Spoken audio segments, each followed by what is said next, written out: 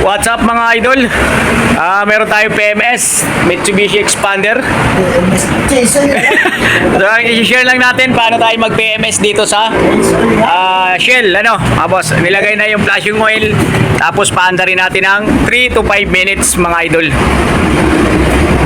So, okay pa. I-start din natin ng 3 minutes. 3 to 5 minutes. Yan, si Expander 74,472 ang kanyang mileage. Push button. Sana ba? Ito, hanapin pa natin yung ang panel ni Expander. Ito po mga kaibigan, kitang-kita nyo, naka-routine maintenance required. So ito ang ating i-resin mamaya, So bago natin yun i-reset mga boss, siguraduhin muna nating na PMS na siya, na check up na lahat. Kasi pagka hindi yun natin i-PMS, i-reset lang natin yung required maintenance niya, ay hindi siya matatanggal. Okay mga boss? So yan lang ang ating tatandaan lagi. So lumalabas lang naman yun na required maintenance ay lang yun, reminder lang for PMS ka na. Okay mga boss, Reminder lang siya para magpa-maintenance ka na kasi every 5,000 lalabas yun siya para i-remind lang sa owner. Okay mga boss? So yun lang, papandarin muna natin ng ilang minutes. So yun, shoutout nga pala sa mga naka-Expander, napakaganda ng loob. Leader pa. Tsaka ito yung cambio niya, ni Mitsubishi Expander, low drive, drive to, drive, neutral, reverse, parking, yan, P, parking, R, reverse, in, neutral, B, drive, 2, drive 2. So ibig sabihin yan hanggang segunda mga idol, Tapos tong L, low gear. So primera lang yan. Pag yan nakatapat itong handle mo, so hindi na yan magpapalit ng gear. So naka-primera ka lang. So ginagamit lang yan sa mga akyatin, Tapos yung segunda, syempre mas matuli ng konti. Pag naka-drive ka, so nandoon na lahat hanggang 5 cambio. Okay. Tapos neutral, atras. So ganon si Expander. Tapos syempre ito pa malupit dito, Ito yung kanyang handbrake P. Ibig sabihin pag nakailaw yan, naka-parking ka, naka-handbrake ka. Pag hindi nakailaw yan, ibig sabihin wala yun. Saka meron pa siyang auto hold. Ayan, auto hold. Ang ganda, di ba? So sa aircon niya, ito napaka maayos.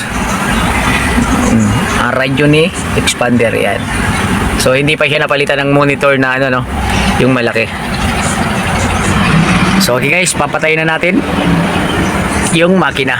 Tapos syempre mamaya i-reset nga natin yung reminder for PMS, So okay mga boss.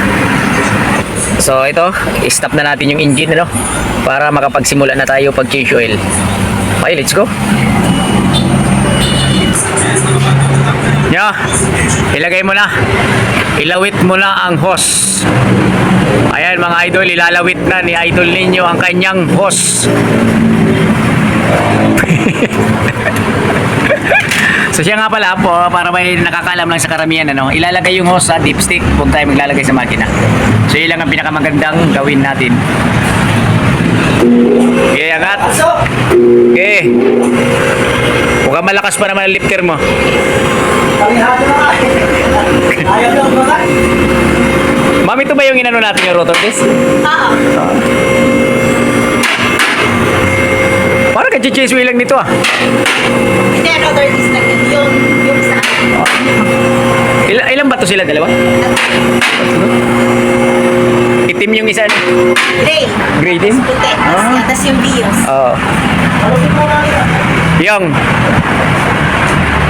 may lumabas na siya PMS ay reminder. Okay, ididiri na naluwagan na siya. Ito yung ating imbudo. Imbudong malupit. Ang laki ng imbudo natin. Bukas. Bukas idol. Tie rod, okay pa, rack end, okay pa, stabilizer.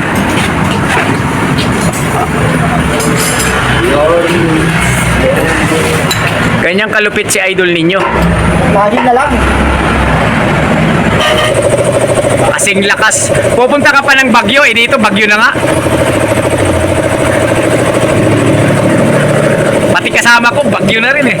Saan? Pinabaran. Okay, mga idol, ano, back to work na yung mga idol, ano. Ito na yung oil filter, niluwagan na, yan, oh. Ayan.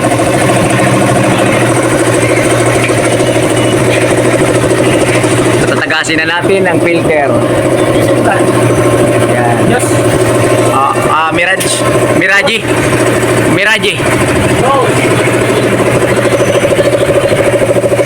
Sige, bagong filter.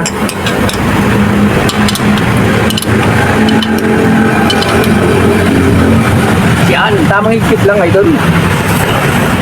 Oh, patay.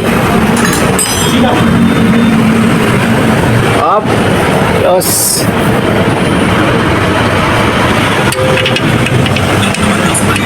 Yan na yung drain plug, ano? Nyo, tolls. Ayan, muling magbabalik si Idol. Higpit ulit.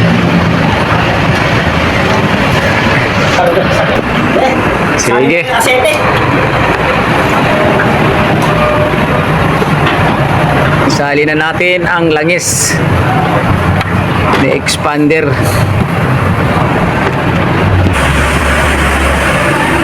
So, ito yung ginamit na langis natin, ano, mga idol, mga loads. Idol na. Shell Helix Ultra 0W40. Iyan mo, natatapon. Ang nakalagay dito, carbon neutral. Neutral pa pala ito, ah. Carbon matulog.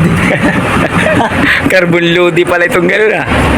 So, yun, ano, ang capacity ni expander ay 4 liters, mga kaibigan. Carbon loading. Okay, guys, fully synthetic ang oil. 14,000 kilometers ang tinatagal. Yan, okay. So, paandarin na muna natin. Yan, start natin, ano. So, titingnan natin sa panel board yung lalabas na kanyang reminder for change oil. Ayan, lalabas yan maya-maya. Yun, routine maintenance required. So, yan yung aalisin natin, ano. Okay, na-PMS na natin, i-atin, i-reset na. So, dito mga idol, meron ditong, ano, info. Ayan, nakalagay sa kaliwa mo na. Ayan, o, kaliwa. So, pipindutin lang natin yon. Pindot-pindot lang, ayan. Sige lang, pindot. Ayan. Pag lumabas na yung range na yan, na tools, diin mo lang siya. Long press. Tapos pagka nagbi-blink na siya, seconds lang, ano, bitawan mo na. Tapos press siya uli. Yang clear. So ayan, ibig sabihin clear na reset mo na siya. Tapos balik na natin doon sa icon niya, yan. Okay mga boss, start ulit natin. Tingnan natin ulit kung lalabas yung PMS niya, required maintenance. Okay, start. Tingnan natin.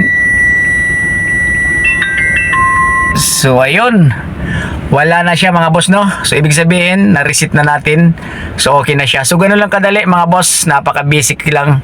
So sundan nyo lang yon, pindot-pindot lang dito sa info na buto na to. So okay, mga boss, thank you for watching Mitsubishi Expander. So yun mga idol, ano, so i-reset na natin itong, ano, Mitsubishi Expander required maintenance service. Dito sa kanyang panel board ay lumabas na yon. Pero bago nga natin i-reset, siguraduhin natin na nagawa na natin yung PMS. So ano nga ba yung PMS? Change oil, check up lahat. So yun lang yun, ganun lang kadali. Okay, so ito mga boss, i-reset na natin. Let's go. So dito mga idol, meron ditong, ano, info. Ayan, nakalagay sa kaliwa mo na. Ayan, o, kaliwa. So pipindutin lang natin yon. Pindot-pindot lang, ayan. Sige lang, pindot.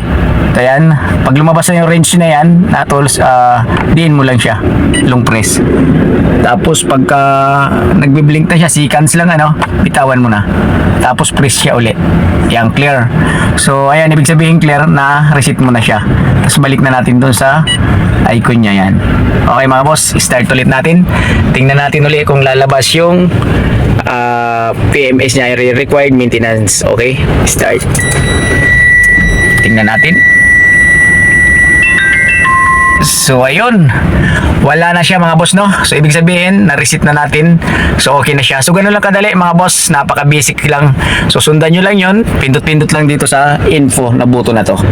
So okay mga boss, thank you for watching Mitsubishi Expander. Ganun lang kadali mga boss, no? Pinakita ko lang sa inyo paano mag reset ng PMS ng required maintenance service. So ibig sabihin PMS muna natin. Yun muna ang gagawin natin. Kasi pag hindi natin na maintenance, so hindi marireset yun. Okay mga boss? Paki-follow, subscribe, comment, share ng ating channel, Gis Mechanic. Thank you for watching. Ayan, Mitsubishi Expander.